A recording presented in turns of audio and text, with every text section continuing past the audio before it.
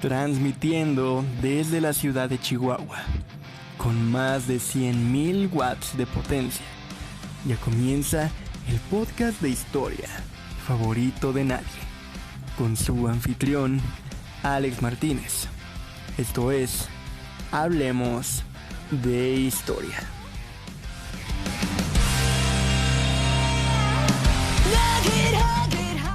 Bienvenidas, bienvenidos amigos y amigas a este su podcast Hablemos de Historia. Pásenle que ya estamos empezando con este nuevo episodio especial porque estoy muy emocionado, porque el día de antier lunes comenzaron los 32avos Juegos Olímpicos de Tokio 2020 en 2021. 3 semanas en las que el mundo se paralizará para ver brillar a hombres y mujeres entregando todo de sí. No sé ustedes, pero insisto, yo sí estoy expectante de lo que pasará en estos días, y es por eso que les quiero contar un poco más de lo que es la historia a lo largo de los siglos de los Juegos Olímpicos, como su surgimiento, significado y algunas ediciones memorables. Vamos empezando. En la antigüedad, a lo largo y ancho del mundo griego, se celebraban innumerables competiciones deportivas, pero había 4 que sobresalían sobre las demás: los Juegos Olímpicos, los Píticos, los Ístmicos y los Nemeos. Todos ellos se celebraban en lugares con un fuerte significado sagrado, tal como lo era el caso del santuario de Olimpia, al noroeste de la península del Peloponeso, donde se alzaba un gran templo en honor del dios Zeus. Los Juegos Píticos tenían lugar en honor del dios Apolo en su santuario de Delfos, en un paraje impresionante, al pie del monte Parnaso. En cuanto a los Juegos Ístmicos, reciben su nombre del Istmo de Corinto, que une la Grecia continental con el Peloponeso. Allí se encontraba un santuario dedicado a Poseidón, el dios del mar y de los caballos, a unos 7 kilómetros al este de Corinto, la ciudad encargada de su organización. Los Juegos Nemeos se desarrollaban en un lugar encantador al norte del Peloponeso, un pequeño y precioso valle hoy cubierto de viñedos, donde se ubicó el santuario dedicado a Zeus Nemeo. En las proximidades se encontraba la antigua Cleonas, la ciudad encargada de la organización de los Juegos, aunque en diversas épocas de tal tarea se ocupó la más distante, aunque más poderosa, ciudad de Argos. Pero lo que nos interesa ahora son los Olímpicos. Si nos remontamos al año 776 a.C. a Olimpia, Grecia, vamos a encontrar los primeros registros sobre esta celebración. Pero realmente los Juegos no surgieron con la principal necesidad de rendir culto al deporte o a la estética, sino que formaron parte de una crisis económica y política en una época en la que la civilización grecia no le estaba pasando muy bien, dado el surgimiento de las polis y ciudades-estado en todo el territorio, siempre separado por colinas, montañas, ríos e islas. Este mismo surgimiento de las polis, aun a pesar de que muchas compartían la misma religión, la misma cultura básica y la misma lengua, además de sus orígenes tribales comunes, propició a la división y polarización entre ellas, quienes defendían fuertemente su independencia. Y aun cuando un grupo de ciudades-estado se aliaron para defender Grecia durante la segunda invasión persa, la mayoría de las polis se quedaban neutrales, y al derrotar a los persas, los aliados volvieron a sus luchas internas. Realmente la antigua Grecia era una sociedad muy guerrera y muy belicosa en su mayoría. De eso dan testimonio sus templos, esculturas y arte en general, muchas veces mostrando a sus dioses en indumentaria de soldados y listos para el combate. Es entonces que en este contexto surgen los Juegos Olímpicos con el objetivo de paz. La vida pública, igual que ahora, se paralizaba y se suspendía de toda actividad oficial. Durante las celebraciones solamente se resolvían los asuntos de extrema urgencia y se dictaba una tregua sagrada entre las polis. Los Juegos eran una ocasión de acercamiento entre los estados griegos. Progresivamente, además de las polis de la Grecia continental, aumentó la participación de las múltiples colonias griegas de las costas del Mediterráneo. Olimpia se convirtió en una poderosa fuerza que aglutinó con la idea de un panhelenismo creciente a todos los emigrantes griegos dispersos por el mundo helénico. Aunque tampoco podemos dejar de lado que tenían este efecto unificador, porque en ellos se rendía homenaje a los dioses, en especial a Zeus, a quien los fieles ofrendaban regalos. Estos se acumulaban en el monte Olimpo y debían ser quemados en una hoguera en señal de reverencia o sumisión al dios. Como el hecho de prender la llama suponía un privilegio y una distinción muy codiciados, se arbitró una sencilla forma de determinar quién sería el elegido. Consistía en colocar a los peregrinos a una distancia prudencial en forma de salida. Desde ese lugar debía iniciar la carrera hasta el punto en que se situaba un sacerdote portando una antorcha. El ganador tendría el honor de encender la llama de la hoguera en la que arderían los regalos entregados al dios, siendo este el origen de la tradición de la llama olímpica. En los primeros Juegos Olímpicos se realizaba una fiesta local en el santuario de Olimpia en honor a Zeus, como ya dijimos. Al instaurarse la tregua sagrada, las fiestas se hicieron más complejas y requirieron de una mayor administración. De esta forma, la dirección técnica de los Juegos y la administración económica pasó a manos de la Bule de Olimpia o el Consejo Olímpico, que se encargaba de elegir a los jueces y podía castigarlos si tenían un mal desempeño, aunque no podían cambiar sus decisiones. Ya durante la ceremonia de apertura de los Juegos, que duraban 5 días, los atletas debían hacer el juramento de respetar las reglas. Las normas estaban grabadas en tablas de bronce que se encontraban en la sede del Senado Olímpico. Algunas de ellas sostenían que para participar en los Juegos, los atletas debían de ser griegos, hombres libres, jóvenes y superar un periodo de entrenamiento de 10 meses en la ciudad de Elis, pasar el juramento ritual y no se podía matar al adversario en la lucha ni empujarlo en las carreras. El segundo día tenían lugar las carreras ecuestres y de carros, donde los ganadores no eran los jinetes sino los propietarios de los caballos, de tal manera que llegó a darse el caso de que una mujer cuya participación estaba prohibida, Cínisca, hija del rey espartano Agelislao, se proclamó campeona olímpica por 2 veces, a pesar de que por su condición de mujer no estaba ni siquiera autorizada de entrar al estadio.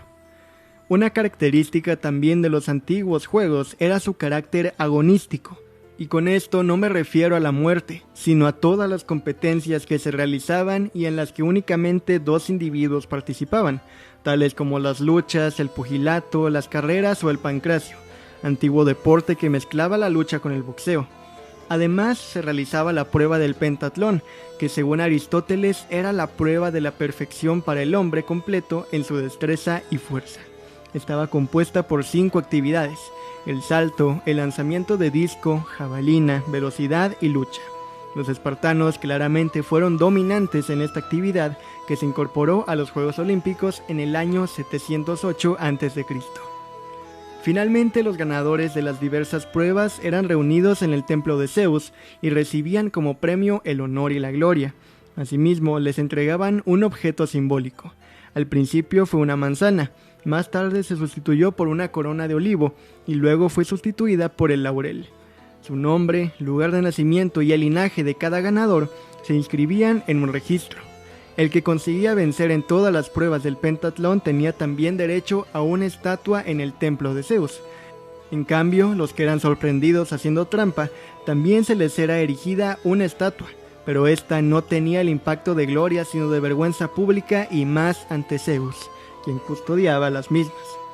Sin embargo, luego de un maravilloso esplendor, los juegos comienzan a decaer y su definitiva desaparición se produce en el año 393 de la era actual. Esto no se dio por una sola causa, a pesar de que con frecuencia se hace enteramente responsable bien a la expansión del Imperio Romano o al cristianismo.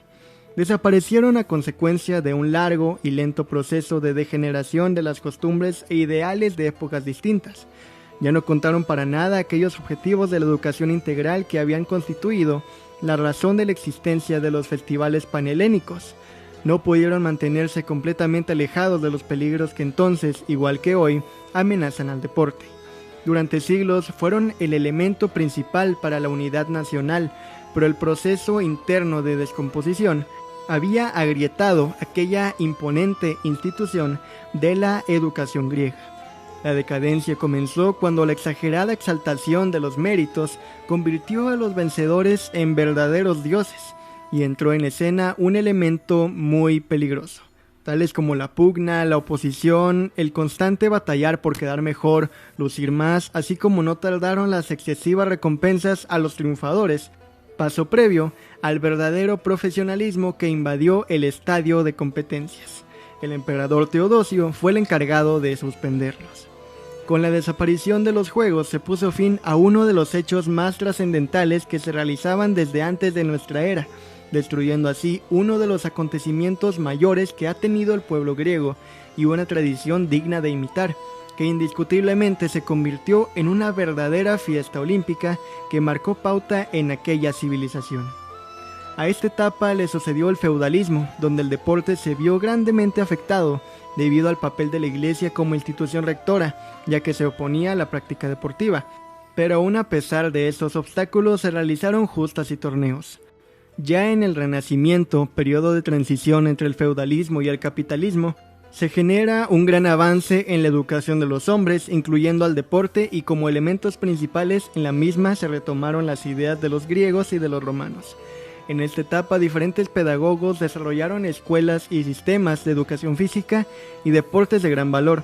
Dentro de ellos se destacan Montaigne, Locke, Rousseau, etc.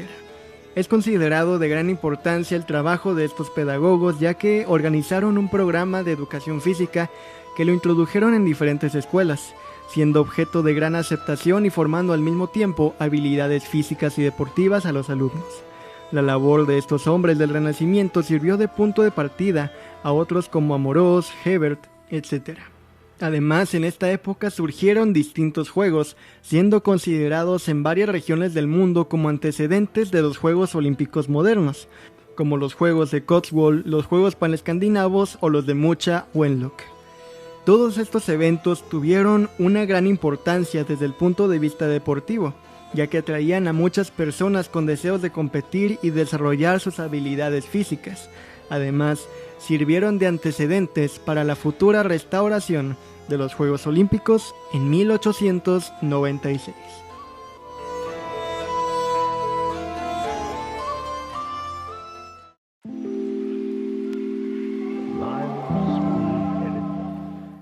El barón Pierre de Coubertin, después de tener la idea de revivir los antiguos Juegos Olímpicos, pero ahora con carácter multideportivo e internacional, organizó un congreso en la Universidad de la Sorbona en París para presentar sus planes a los representantes de sociedades deportivas de 11 países. Después de la aprobación de la idea por parte del Congreso, comenzó la elección de una fecha y un lugar. Coubertin sugirió que los Juegos se desarrollasen en 1900, coincidiendo con la Exposición Universal de París, pero como una espera de 6 años podría hacer disminuir el interés del público, los miembros del Congreso optaron por llevar a cabo los Juegos inaugurales en 1896. El proceso de elección de la sede es todavía un misterio debido a las diferentes versiones que existen, pero el 23 de junio de 1894, Demetrios Vikelas propuso oficialmente a Atenas, y como Grecia fue el lugar donde nacieron los Juegos Olímpicos, la propuesta fue aprobada unánimemente. Vikelas además fue elegido presidente del recién creado Comité Olímpico Internacional, integrado por 12 países: Argentina, Austria, Bohemia, Bélgica, Estados Unidos, Francia, Grecia, Hungría, Italia, Nueva Zelanda, Reino Unido, Rusia y Suecia. Los Juegos comenzaron el 6 de abril de ese 1896 y acudieron 80,000 espectadores, la mayor cifra alcanzada jamás hasta ese momento en una competición deportiva, quienes se dieron cita al viejo estadio Panathinaikón de Atenas. Participaron 241 deportistas de 14 países y ese mismo día se proclamó al primer campeón, el estadounidense James Connolly, que venció en triple salto. El juez de la prueba, al anunciar los resultados, resaltó que Connolly había llegado más lejos, pero que los saltadores griegos tenían mejor estilo. El norteamericano, aún así, era el primer campeón olímpico en 1503 años. Posterior a ello, se realizó ahora sí la segunda edición en París y después en San Luis, Missouri. En París, la mujer hizo su aparición en las Olimpiadas por primera vez. El 11 de julio de ese año, la británica de 28 años, Charlotte Cooper, a la que tachaban de solterona porque aún no se había casado, logró el primer título de los Juegos para una mujer, en este caso en tenis. Luego continuarían de manera ininterrumpida hasta 1912 en Estocolmo, siendo la quinta edición de los Juegos, la última antes del estallido de la Primera Guerra Mundial en 1914. suspendiéndose así la edición de 1916 que estaba programada a realizarse en Berlín. Los juegos se reanudarían una vez terminada la guerra ya en 1920 en Amberes, Bélgica, hasta 1936 en Berlín, ciudad que ahora sí tendría sus propios juegos y que servirían como una maquinaria de propaganda nazi, partido que ya tenía total control en Alemania. Hitler aprovechó la instancia deportiva para demostrar al mundo la magnificencia del nazismo y encargó un elaborado programa de difusión al ministro de propaganda Joseph Goebbels, quien a su vez encargó la puesta en escena a Albert Speer y la supervisión y filmación de la fotografía a Leni Riefenstahl. El 1 de agosto, durante la inauguración de los Juegos Olímpicos, como una muestra de la grandeza del poderío alemán, el célebre dirigible Hindenburg sobrevoló el Estadio Olímpico momentos antes de la aparición de Hitler. Aún a pesar de esto, y de que sirvieron como instrumento de demostración de poder de la raza aria, los deportistas negros como el estadounidense Jesse Owens, ganador de los 100, 200 y 4 por 100 metros en atletismo, triunfaron en diferentes deportes. En el caso de este atleta, recibió por parte del gobierno alemán una carta en la que se le felicitaba por su resultado, mientras que de su país no obtuvo nada. Aún a pesar de eso, Hitler quedó satisfecho con los resultados del medallero, pues Alemania terminó en primer lugar del mismo con amplia ventaja, obteniendo 89 medallas en total, 33 de ellas en oro. Detrás se ubicaron Estados Unidos con 56 y Hungría con 16. Las siguientes ediciones de 1940 y 1944 se darían en Helsinki y Londres respectivamente, pero la Segunda Guerra Mundial la suspendió, no siendo hasta 1948 que la capital del Reino Unido, ahora sí, pudo organizar su Olimpiada, misma que el rey Jorge VI, de manera parecida a los antiguos griegos, vio una oportunidad de subsanar conflictos, limar asperezas y sobre todo de dar fortaleza y esperanza al pueblo británico. El medallero sería encabezado por Estados Unidos, Suecia y Francia. 5 ediciones después, los Juegos Olímpicos saldrían del viejo continente para llegar a América, específicamente a la Ciudad de México. La antigua Tenochtitlán se vestía de fiesta y tenía que demostrar a un mundo expectante y convulso que podía organizar los primeros juegos fuera de Europa. Pero dentro del país la cosa estaba candente.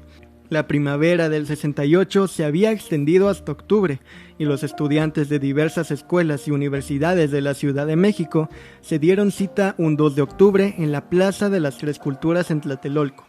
El gobierno priista, pensando que todo era una artimaña comunista para desestabilizar al régimen y boicotear los juegos, entre muchas otras razones, desplegó al ejército y al batallón Olimpia, quienes masacraron a los estudiantes y a cualquiera que estuviese por ahí en ese momento.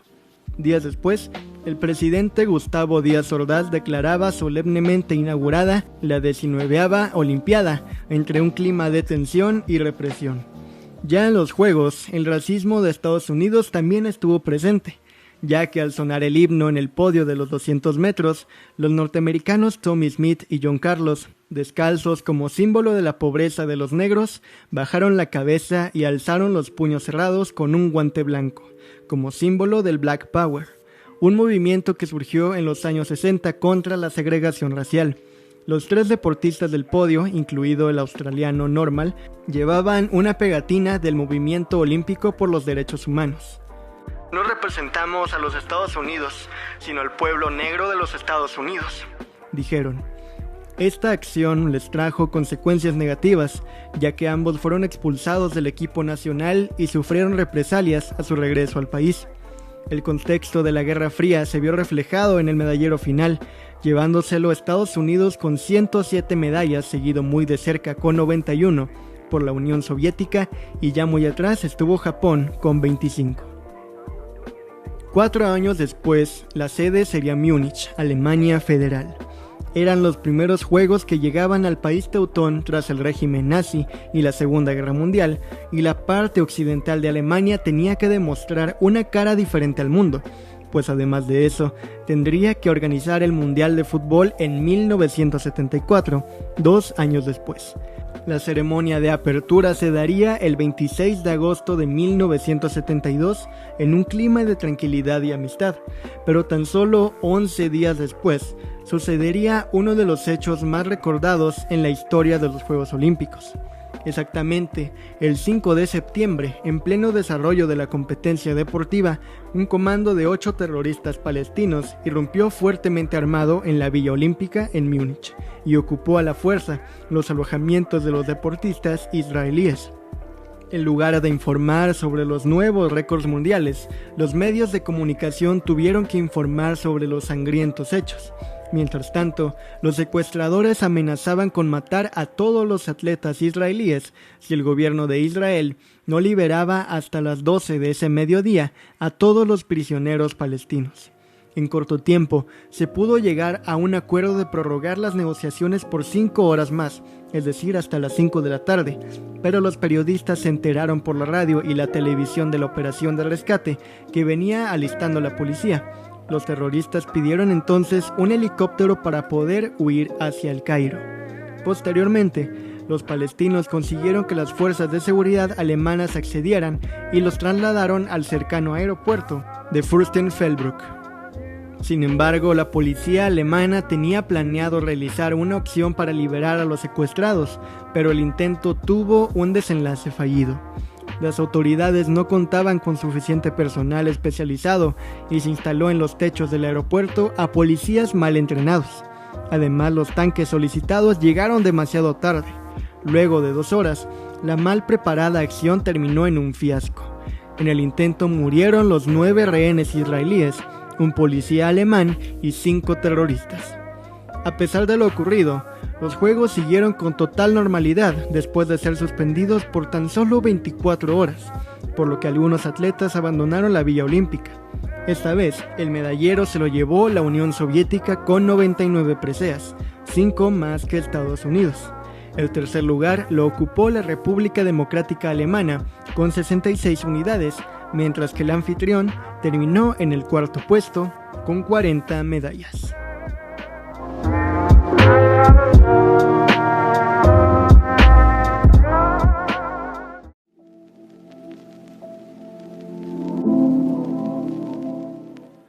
En 1980, en plena Guerra Fría, Moscú sería la anfitriona de la 22ª Olimpiada. La capital de la Unión Soviética venció en la guerra por las sedes a la ciudad de Los Ángeles, California.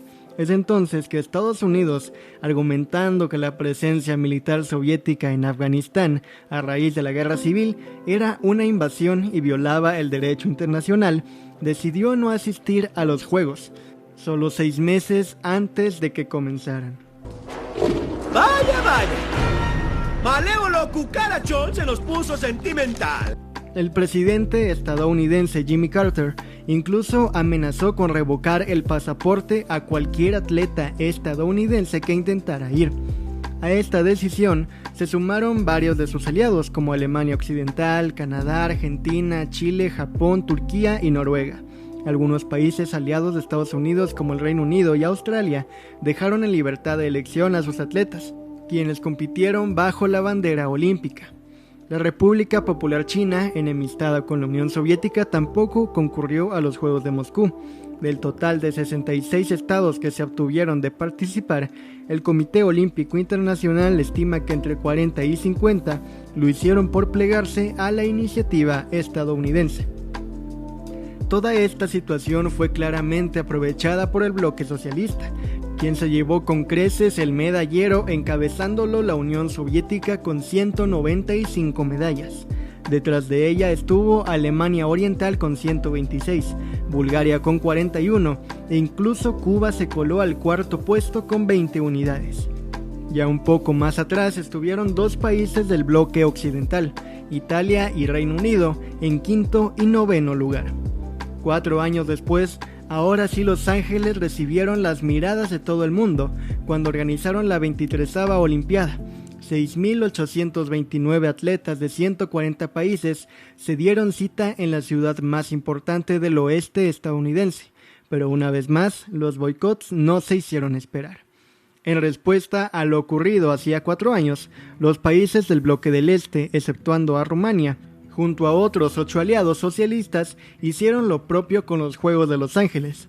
La Unión Soviética, promotora del boicot, argumentó que no existían garantías suficientes para sus atletas y anunció su decisión de no concurrir el 8 de mayo, poco más de 2 meses antes del comienzo de los Juegos. En contraparte, organizaron las llamadas Contraolimpiadas o Juegos de la Amistad, mismos a los que acudieron 49 países, entre los cuales se encontraban todos los del bloque soviético y otros cuantos que participaron en Los Ángeles. Al igual que la edición pasada, el bloque organizador aprovechó la situación y Estados Unidos se llevó 174 medallas. Rumania ocupó el segundo lugar con 56 y 20 de oro, y Alemania Occidental el tercero con 59 preseas. Uno no puede dejar de pensar en todos esos atletas que pasaron toda su vida entrenando, preparándose y alistándose para la máxima justa deportiva, y que por razones genuinamente estúpidas y políticas se hayan perdido de eso. Aunque al menos Homero Simpson tuvo hamburguesas gratis gracias al boicot soviético. Desde ese entonces hasta ahora, y más tras el final de la Guerra Fría, el espíritu olímpico ha regresado a los estadios y nuestro país, México, ha conseguido importantes triunfos de mano de sus atletas. Ese mismo 1984, Raúl González se coronó en los 50 kilómetros de marcha, la prueba más larga y agotadora de todas, con un impresionante margen de 6 minutos sobre el segundo lugar. Además, el marchista también se llevó la medalla de plata. El oro también fue para el mexicano Ernesto Cano. En esa misma edición, el ciclista Manuel Yoshi Mats ganó el bronce en la carrera por puntos.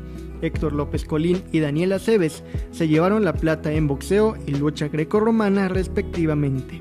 Y ya dejando esta edición, con 14 medallas, los clavados son el deporte más exitoso en la historia olímpica de México. Después de una falta de podiums en Barcelona 94 y Atlanta 96, Fernando Plata se llevó la plata en Sydney 2000, dándole un gran impulso a la nueva generación de clavadistas mexicanos. Entre Beijing 2008 y Río 2016, esta delegación formada por Paola Espinosa, Tatiana Ortiz, Alejandra Orozco, Laura Sánchez, Iván García y Germán Sánchez consiguió 3 platas y 2 bronces. Otro memorable momento y que aún eriza la piel se dio en Sydney 2000 y fue protagonizado por la hoy fallecida Soraya Jiménez. La levantadora de pesas se convirtió en la primera mujer mexicana en ganar una medalla de oro en los Juegos Olímpicos, después de derrotar a la norcoreana Ri Sung-hyu. Tras un enfrentamiento muy parejo, Jiménez agregó 5 kilos extra a su muy emotivo levantamiento final, una decisión arriesgada de último momento, pero que afortunadamente valió la pena. 4 años después, en Atenas 2004, 3 de las 4 medallas mexicanas en esa edición fueron conseguidas por mujeres. Las 2 platas fueron velocidad pura. Ana Gabriela Guevara en los 400 metros planos y Belén Guerrero en ciclismo por puntos. Por su parte, el bronce lo consiguió Iridia Salazar en taekwondo. Y otra destacada deportista mexicana es la taekwondoína María del Rosario Espinosa. Ella arrancó su legado olímpico con un oro en Beijing 2008. A ello le siguió un bronce en Londres 2012 y una plata en Río 2016. Es decir, 3 medallas en 3 ediciones consecutivas. Y por si fuera poco, su carrera también incluye triunfos en campeonatos mundiales, panamericanos y centroamericanos. En Río 2016, de igual manera se vivió un emotivo momento cuando Lupita González logró la medalla de plata en marcha de 20 kilómetros, apenas 2 segundos detrás de la ganadora del oro. Cuando cruzó la meta, la marchista mexicana, otrora campeona del mundo, se desplomó a causa del cansancio y el esfuerzo. En esa misma edición, el chihuahuense Misael Rodríguez, oriundo de Parral, se llevó el bronce en boxeo. Pero sin duda, la más mediática victoria olímpica para México ha sido el oro en fútbol logrado en Londres 2012. En esa edición, el equipo dirigido por Luis Fernando Tena se alzó con la presea dorada venciendo 2-1 a Brasil en la final disputada en el estadio de Wembley con doblete de Oribe Peralta. Las otras 7 medallas de esa olimpiada fueron 3 de plata, 2 en clavados y 1 en tiro con arco y 4 de bronce. También en tiro con arco, clavados, halterofilia y taekwondo. Hoy todo el mundo voltea a ver a Tokio para presenciar lo que será sin dudas una de las ediciones más recordadas de la historia por su significado en un contexto de incertidumbre ante el futuro. Ahora, todos aquellos y aquellas atletas que se han preparado toda su vida vivirán la más grande experiencia de sus carreras. Correrán por las pistas, los campos, las calles y los circuitos. Extenderán sus brazos, sus piernas, sus cuerpos y sus mentes. Mirarán hacia el cielo y jamás bajarán la cabeza. Hoy la máquina de sueños que son los Juegos Olímpicos rendirá pleitesía a los miles de atletas que la honran como lo hacen con sus adversarios. Hoy las ilusiones de todo un país se depositan en los y las deportistas que todos los días se despiertan para entrenar a las 5 de la mañana y no descansan en todo el día. Hoy esos atletas que desde su infancia tienen la mirada fija en los podios, en las pistas, en las bicicletas, en los balones y en los campos, desplegarán su majestuosidad al ritmo del triunfo, honrando a sus entrenadores, padres, madres, hermanas, hermanos e incluso rivales. Porque no hay mayor honor para un deportista que estar en el podio, viendo su barrera subir hasta lo alto mientras escucha su himno nacional. Esto es el deporte. Y estos son los Juegos Olímpicos.